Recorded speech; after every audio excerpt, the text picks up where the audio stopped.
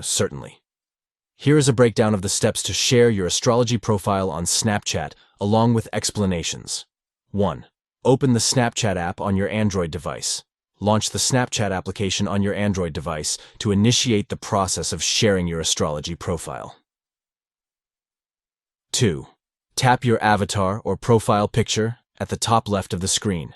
Locate your avatar or profile picture at the top left corner of the screen and tap on it. This action will lead you to your profile settings. 3. Underneath your name, tap the purple Zodiac symbol. Look for the purple Zodiac symbol, located underneath your name in your profile settings.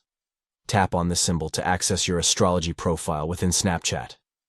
4. Tap the upload icon at the bottom left of the screen.